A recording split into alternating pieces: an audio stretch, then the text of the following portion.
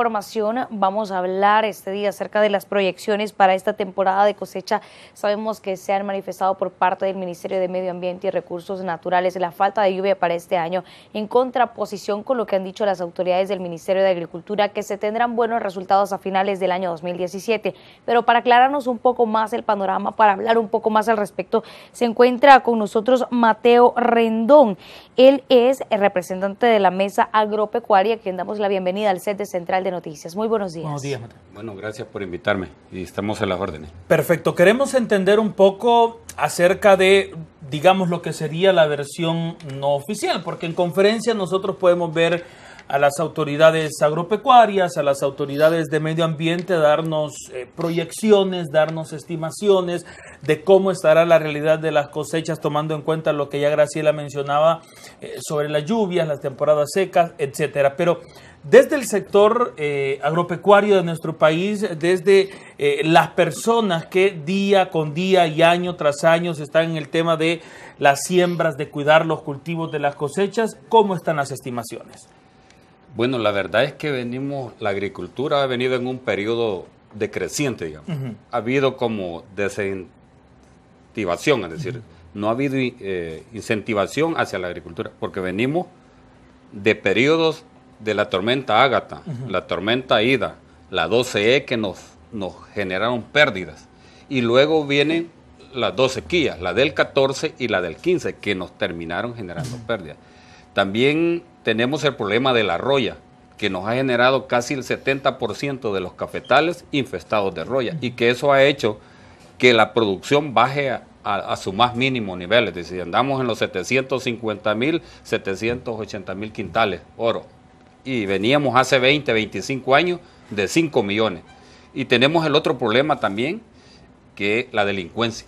Es decir, la delincuencia es un factor que está afectando a la agricultura enormemente. Estamos poniendo muertos y rentas en el campo, cafetaleros, cañeros, ganaderos, todos que estamos en este rubro, estamos sufriendo eso. Entonces la agricultura venimos en un periodo bastante desastroso. Recién a mí me acaban de enviar el informe del NOAA de los Estados Unidos, es la Administración Nacional de Atmosférica y Oceánica, es decir, estos tipos son los que ven el mundo entero. ¿Cómo va a estar el sistema climático? Entonces, por ejemplo, esto a veces con los funcionarios del gobierno no lo dan como lo da el NOAA, digamos. Entonces, por ejemplo, ahorita el NOAA está diciendo de que a partir de julio va a haber otra vez sequía. Es decir, esperamos que no sea cierto, pero estos tipos del NOAA básicamente aciertan casi el 100%. Incluso las proyecciones del Ministerio de Medio Ambiente y Recursos Naturales apuntan a este problema de la sequía. Lo decía en un inicio, las autoridades del Ministerio de Agricultura dicen que eso se va a solventar con la entrega de paquetes agrícolas, pero ¿qué tan cierto vendría a ser esto?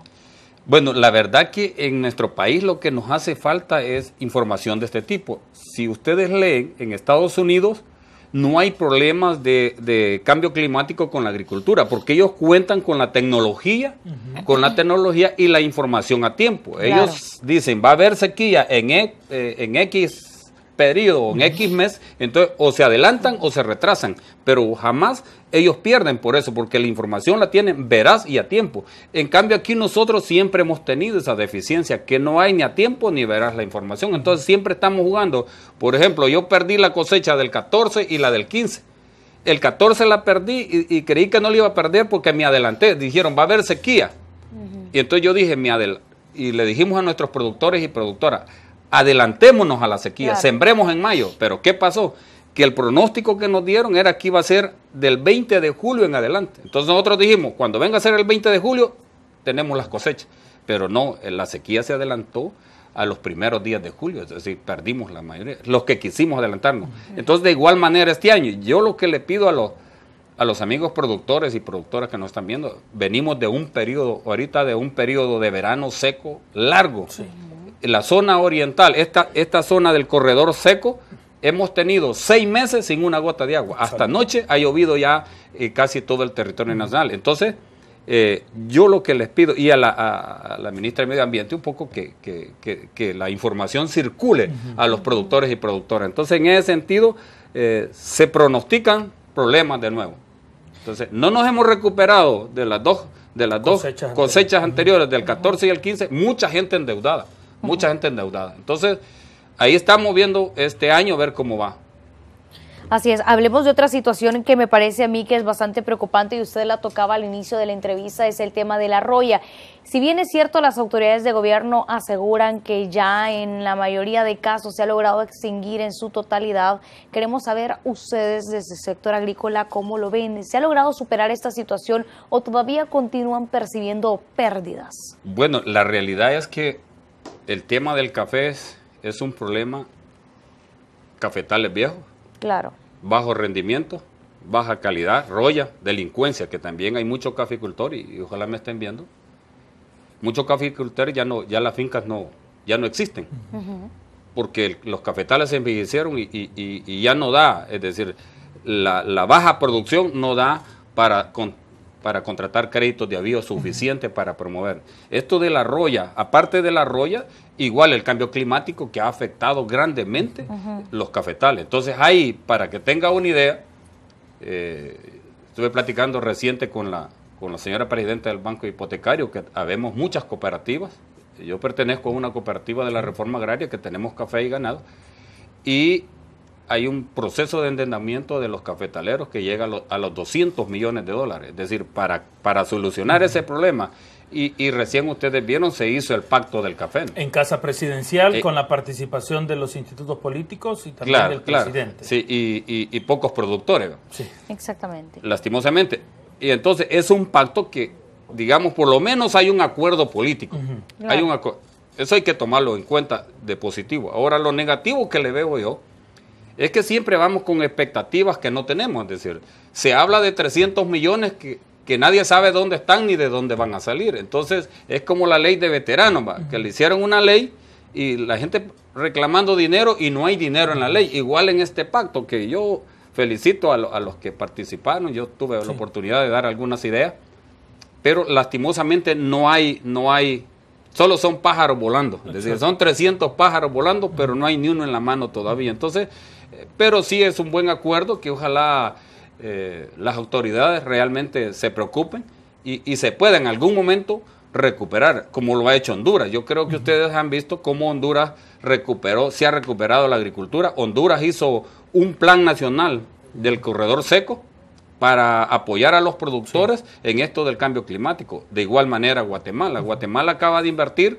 75 millones en este plan nacional de agricultura en el sector del problema del cambio climático. Entonces, lastimosamente nosotros en eso nos hemos quedado, nuestro país, nos hemos quedado relegados hasta en el fútbol. Hoy hasta Belice nos gana cualquier equipo. Es decir, aquí es el país completo como el que no hemos, como que hay algo que estamos atascados, ¿no? Entonces, usted puede leer, los amigos pueden leer, Nicaragua, cómo nos avanzó, Honduras hoy produce 9 millones de quintales de café, 9 millones de quintales. Imagínate cómo se han recuperado en los últimos 10 años, y nosotros, lejos de eso, vamos para atrás. Excelente, Mateo. Nosotros en estos momentos vamos a hacer una pausa a la entrevista porque queremos presentarle a usted, amigo, amiga televidente, la señal que genera uno de nuestros equipos en la carretera que conduce al Puerto de la Libertad. Se trata del dron de Red Salvadoreña de Medios para que usted tenga un panorama, tenga una visualización de cómo está en estos momentos la situación del tráfico vehicular. Lo hemos mencionado antes, se están realizando trabajos de ampliación sobre esta arteria, sobre este punto, y nosotros se las mostramos con el objetivo de que usted tenga mucha precaución y que tome en cuenta que esta carretera, que de repente es de 2 hasta 3 carriles en ciertos tramos, hay puntos como el que usted tiene en pantalla que se reduce a 1, porque nosotros hay trabajos por parte de Fovial y del Ministerio de Obras Públicas. Obviamente esto detiene mucho el tráfico vehicular, esto hace que sea necesaria la presencia de gestores de tráfico del Viceministerio de Transporte, y como usted puede apreciarlo es en ambos sentidos, tanto el que conduce hacia Carretera Panamericana como el que conduce hacia el Puerto de la Libertad. A las 8:06, esta es la realidad, por favor tómelo en cuenta. Y si usted ha de transitar sobre este punto, la recomendación está dada. Hacemos una pausa comercial y ya regresamos con más de nuestra entrevista. Recuerde, proyecciones en cuanto cuanto a la agricultura este año 2017.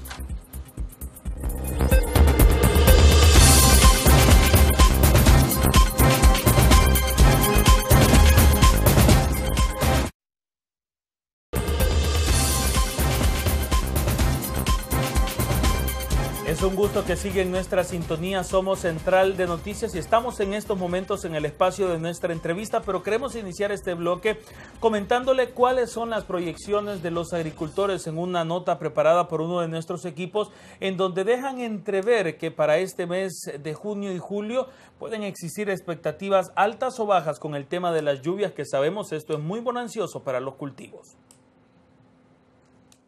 Don Federico Lemus prepara desde ya el terreno donde en unos días iniciará la siembra de maíz y frijol en el cantón Veracruz de Zapotitán, una de las zonas más fértiles para la producción de granos básicos en el área occidental.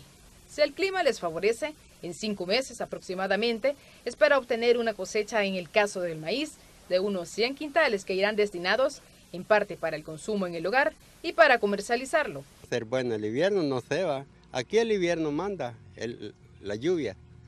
Más de este lugar aquí llueve menos, ¿sí? Porque aquí en otras partes ha llovido y aquí no llueve. Pero cuando dice llover también llueve bastante. Sí, ojalá el clima sea bueno, ¿va? Porque si no, porque lo principal para nosotros es la lluvia. Porque si hay agua, hay cosecha. Y si expectativas que se ven amenazadas ante la posible influencia del fenómeno del Niño en el país, es decir, periodos secos que se prolongan por varios días e incluso semanas, previstos para el mes de julio. Una problemática que se ha vivido anteriormente en el país y que ha llevado a las autoridades en los últimos 8 años a liberar cerca de 20 variedades de semilla resistentes a los cambios en el clima para lograr un incremento en la producción de granos básicos. A solo días que inicie la temporada de invierno, el gobierno prepara la entrega de los paquetes agrícolas a partir del 2 de mayo. Este año vamos con entrega de 445,000 paquetes de semilla de maíz y fertilizante. Esto nos va a permitir contribuir a un 80% en cuanto a la producción de maíz, es decir, lograr la meta de más de 20 millones, que es... Según datos del Ministerio de Agricultura, el país logró durante la cosecha 2016-2017 una producción de más de 20 millones de quintales de maíz. En el caso del frijol, se logró una cosecha de 2.6 millones de quintales, que sería suficiente para el consumo interno en el país. Con imágenes de Roberto Martínez, un informe de Rosa Morataya. Gracias a Rosa Morataya por este reporte. Nosotros continuamos conversando con Mateo Rendón, el representante de la Mesa Agropecuaria. Ya veíamos cuáles eran los datos estadísticos que brindaban las autoridades del Ministerio de Agricultura y Ganadería. Ahora queremos conocer cuáles son las que ustedes tienen registradas. Sí, casi siempre los datos nuestros no concuerdan con los datos de los funcionarios públicos, porque a veces se hacen cuentas alegres. Nosotros consideramos, y hay que ser positivos, ojalá primero Dios, como decía el amigo productor, que decía, ojalá primero Dios el invierno sea bueno. Si hay un invierno favorable, creo de que nosotros en El Salvador podemos llegar a los 19 millones de quintales de maíz, es decir, el gobierno puede decir 21, 22, pero la verdad que los promedios de producción de nuestro país han bajado. Hemos bajado el promedio de producción de maíz nacional era de 60 quintales por manzana, ahora anda por los 55, 50, hemos bajado, entonces eso hace de que la estimación no sea tan bonancible. Claro, hay semillas que te generan más rentabilidad que otras, por ejemplo hay semillas que generan 80, 90, hasta 100 quintales por manzana. Si este tipo fuera, todas las semillas fueran híbridas, de alta producción, digamos, los niveles de producción subirían, pero como tenemos un estándar ahí medio bajo, entonces nosotros consideramos que vamos a andar ahí por los 9 millones de quintales, sí hay un buen invierno. Perfecto. Y también en frijol, por ejemplo, en frijol el gobierno dice vamos a tener unos 3 millones, nosotros, según nuestras estadísticas, no pasamos de 2.5 millones, 2.5 millones de frijoles. Y también el caso del maicillo, ustedes, los productores no me dejan mentir, hemos tenido serios problemas con el pulgón amarillo. En el 2015, el pulgón amarillo prácticamente arrasó con el 70% de la producción de maicillo. Sí. Casi nos anuló el maicillo el 2015. El 2016, el año pasado, otra vez, el pulgón amarillo nos volvió a atacar y nos dejó el 60% de pérdida en el cultivo del maicillo. Es decir, hubo una escasa producción de maicillo. Y como esta tónica continúa, es decir, no se ha hecho mucho en controlar este problema de la plaga del pulgón amarillo. Entonces, yo considero que no va a pasar de 2.2 millones si es que hay un buen invierno y si se logra controlar la plaga, puede haber un 2.2 millones de quintales de maicillo para esta nueva cosecha. Es decir, entonces nosotros posiblemente no concluyamos igual que con el Estado. Por ejemplo, en la sequía del 2015, por ejemplo, el Estado, el gobierno reconoció el 12% de pérdida. El 12% de pérdida. Nosotros reconocimos el 60%. La FAO reconoció el 62%. El PMA el 61%.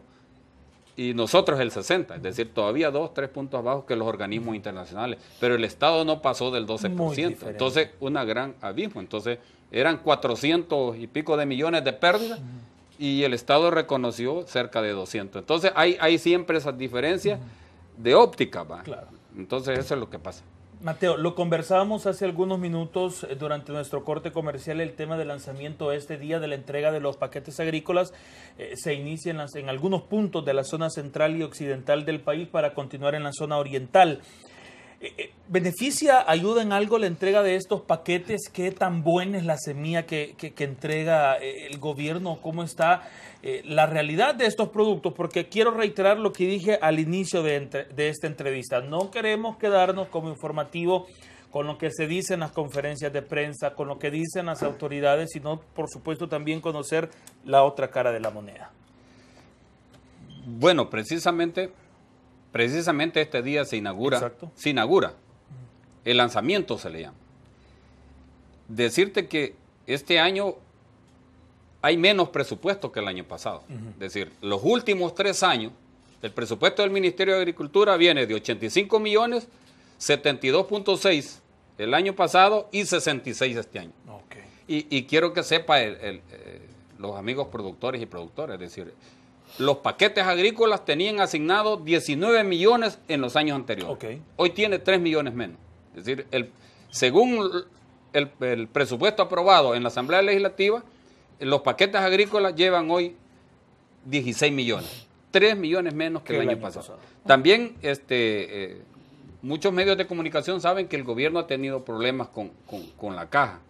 Es decir, hasta el día de la semana pasada no tenían el pisto para el fertilizante, solo tenían semilla. Pero a última hora ya se dice que sí va a haber fertilizante. Hoy se va a hacer Y ahora, con esta pregunta tuya de la semilla, en nuestro país éramos los líderes en producción de maíz. Es decir, aquí hay buenos híbridos, se llama de alta rentabilidad, no transgénicos, porque tampoco estos son temas que a veces a uno lo tildan o de derecha o de izquierda, o te cambiaste de partido, o rojo, o azul, o morado. Entonces yo quiero aclarar eso. Esto no es cuestión de ideologías ni de partidos políticos, es cuestión de desarrollo productivo de nuestro país. Exacto. Yo tuve la oportunidad de estudiar en Israel, un país desértico, y es de los más altos productores, como Taiwán. Entonces, ¿qué hacen? Usan las mejores tecnologías. Nosotros aquí hay semillas híbridas de alta rentabilidad que llegan hasta 130 quintales por manzana. Claro, son semillas caras y necesitan una buena asistencia. Ahora, la semilla que da el gobierno es una semilla más barata y que necesita menos asistencia. Y son semillas salvadoreñas, está claro, son semillas. Entonces, semillas salvadoreñas versus semillas internacionales, hay una gran diferencia de productividad. Exacto. Entonces, pero sí ayuda, es decir, es un programa que quieras o no, ayuda a la subsistencia, no al desarrollo. Hay que aclarar bien, porque una cosa es subsistencia y otra cosa es desarrollo. Ahora, por ejemplo, en la Mesa Agropecuaria Rural Indígena, habemos cooperativas, cañeros, cafetaleros, cerealeros, muchos empresarios agrícolas, como yo me considero, mi cooperativa. Tenemos café, ganado, somos empresarios agrícolas. Claro. Ahora, una cosa es ese desarrollo y otra cosa es la subsistencia. Al que le dan la bolsita de maíz y la bolsita de fertilizante es puramente subsistencia, no es desarrollo. Hay que aclarar Hay que aclararlo. ¿Cree que estos proyectos podrían ser sostenibles en el tiempo, tomando en cuenta la reducción en el presupuesto, por lo menos para esta cartera de Estado y para algunos de los programas sociales en favor del sector agrícola? Yo creo que ese es el problema de nuestro país, no es del gobierno. Es decir, hay mucho subsidio que no es sostenible. Es decir, por eso es que ustedes van a encontrarse, si salen a monitorear, van a encontrar que muchos productores fueron sacados del padrón. Es decir, hay alrededor de 70,000 productores que fueron sacados del padrón del paquete agrícola, precisamente por estas reducciones. Y claro, hay una explicación y dice, ¿por qué fueron sacados los 70,000 compañeros productores agrícolas? Porque a última hora dijeron que había de que el que no tuviera, por ejemplo, en el DUI dice que si no dice que sos agricultor, Ocupación o oficio. ocupación o oficio. Entonces, aquí en El Salvador, como dijo Roque Dalton, somos los hácelo todo. Entonces, cuando tú llegas al DUI Centro y te dicen, ¿y usted qué hace? ¿Cuál es su oficio? A nadie le dicen que agricultura es un oficio. Entonces, todo el mundo dice, no, yo soy motorista, yo soy mecánico, soy albañil, cualquier cosa, menos agricultor. Entonces, resulta que dijeron de que el que no tuviera agricultor en el DUI, lo sacaban. Entonces, los vigilantes, por ejemplo, todos son, la gran mayoría, agricultores. Pero como dice aquí que son vigilantes, entonces fueron depurados del padrón. Entonces, a eso se debe de que el presupuesto de agricultura bajó de 19 millones en los paquetes a 16. Ahora, hay que ser optimista. Yo creo de que es un buen apoyo a la gente que lo necesita. Habemos muchos que no lo necesitamos, pero muchos que sí lo necesitan para esa agricultura de subsistencia, digamos. Perfecto. Mateo, ¿tiene el sector agrícola de nuestro país las casas abiertas o las puertas abiertas, mejor dicho, en Casa Presidencial, en la Asamblea Legislativa o en general en la toma de decisiones de este rubro? Fíjate que hemos tenido problemas. Precisamente por eso ese pacto del café, ¿va? Por el problema que no hay un buen entendimiento. Y yo creo que, no sé si ando aquí, el presidente, y si me lo enfoca con la Cámara. Por supuesto. Si lo enfoca con la Cámara, el presidente hizo este lanzamiento. Se llama el Consejo Presidencial para el Desarrollo Agropecuario. Este lo hizo el presidente y lo hicimos en Casa Presidencial. Lo hicimos porque yo fui invitado y todas las organizaciones de productores y productoras fuimos invitados. Y lastimosamente solo se quedó en esto. O sea, hace 2-3 años que se lanzó y jamás se volvió a llamar ni a reactivarlo. O sea, el diálogo agropecuario que iba a haber en este espacio, jamás lo hubo. Entonces, es una crítica constructiva, porque yo no sé por qué el presidente lo lanza y no lo continúa. Y nunca más nos volvieron a llamar. Por eso presento esto, que aquí lo guardo de recuerdo. Bien, hay un punto que a mí me parece muy importante también tratar, y es acerca de lo que está ocurriendo en el campo, y es acerca del relevo generacional que no se está dando. Y esto queremos encontrar las aristas, el por qué. ¿Será por la falta de apoyo? ¿Será por la falta de recursos? ¿Será por el ingreso de mayores remesas? Es una situación que también mantiene preocupadas a las autoridades. ¿Por qué? Porque nos estamos quedando en personas mayores de 30, arriba de los 30 años, arriba de los 40 años, que son quienes están realizando prácticamente los cultivos, y no los jóvenes, las nuevas generaciones. Es decir, que esto podría afectarnos a todos de unos 20 años en adelante. Tal vez no a corto plazo, pero sí a largo plazo. Sí, el problema es la irrentabilidad del agro. Hay un problema de irrentabilidad. Tú siembras maíz y no es rentable. Ahorita hay café, no es rentable. Por decir algo, para cultivar un quintal de maíz cuesta $18. Sí. Y en el mercado vale $10. Es decir, el productor pierde $8. Entonces, no hay incentivo. En el cafetal, en los cafetales, producir un quintal de café anda por los 95, hoy con el nuevo salario mínimo cuesta $120. Y el quintal en el mercado internacional anda entre los 100, 105 que le dan a los productores, 80, 85. Entonces hay una irrentabilidad. Entonces los jóvenes, no hay un incentivo como decir vamos a ir a ganar al agro.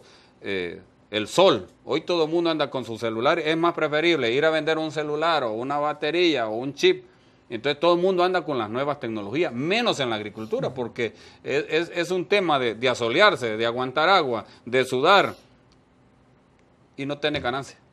Y no tiene ganancia. Entonces, tenemos un ser. Nosotros tenemos, por ejemplo, mi cooperativa. Yo les decía, mi cooperativa somos 60. Y quizás yo soy uno de los más jóvenes. Yo soy quizás el de los más jóvenes que hay en mi cooperativa. Entonces, y había una propuesta, dice, mira, ya todos tenemos más de 70 años. ¿Y qué vamos a hacer si los hijos, nadie quiere irse a meter hoy a trabajar? Exacto. Ya nadie quiere. Entonces, es un problema nacional. Claro que sí, porque nos vendría a afectar por lo menos los productos de la canasta básica a largo plazo. ¿Qué es lo que están haciendo las autoridades para hacer mayor incentivo a la población, por ejemplo, en este caso del relevo generacional? Porque sí es bien importante que trabajen de la mano tanto el gobierno como los agricultores. ¿O cree que todavía hace falta más acercamientos? ¿Cree que se están quedando con los brazos cruzados las autoridades de gobierno? Yo considero que en este tema no se está haciendo nada. Nada. No hay incentivo hacia la juventud a retomar el agro, porque la verdad es que, y con este problema de la delincuencia que tenemos, vuelvo a tomarlo, tú no puedes llevar un trabajador de un municipio a otro municipio. Está muriendo justamente ayer. El tema de la delincuencia. Sí, la delincuencia. Entonces, por ejemplo, tú dices, voy a llevar cortadores de caña de un municipio a otro y a chocar contra otro van. Igual cortadores de café, si ustedes ven las estadísticas, cuántos agricultores mueren, cuántos trabajadores. Justamente ayer, antier, allá cerca de donde mí murió un agricultor. Hoy amaneció un jornalero. ¿Tendrán un promedio estipulado de las muertes que se dan en todos los días hay agricultores o trabajadores agrícolas muertos. Entonces tenemos ese problema de que no hay posibilidad de que trabajadores de aquí vayan a trabajar allá. Ese es el otro problema, porque también el problema delincuencial por los territorios y todas estas cosas que están dando. Lastimosamente las estadísticas, y volvemos a las estadísticas del gobierno, y mucha gente critica eso, no solo yo, y no quiero que vayan a decir que es que yo estoy en contra de uno, a favor de otro. Claro. Es decir, uno ve las estadísticas y ve los territorios. Nosotros estamos en los 14 departamentos. Claro. Nosotros somos 162 organizaciones, desde La Unión hasta Huachapán, y nos reportan los muertos de una cosa, los compañeros, que otro, que el otro. Entonces, a veces las estadísticas, tú ves las estadísticas aquí en la televisión, pero en los territorios dices, bueno, ¿y aquí qué pasa? Pues otra cosa. No ves las acciones. Perfecto. Mateo, por cuestiones de tiempo, rápidamente, acciones en concreto que necesitan tomar las autoridades agropecuarias de medio ambiente o el gobierno de la República para contrarrestar un poco el cambio climático, porque estamos, digamos, que ya no sabemos cuándo llueve o cuánto va a llover y estamos con temporadas largas de sequía, y así como va la cosa en todo el globo terráqueo, esto va a ir de peor en peor. Claro. Acciones en concreto que se podrían Nosotros tomar. Hemos venido a través de la Asamblea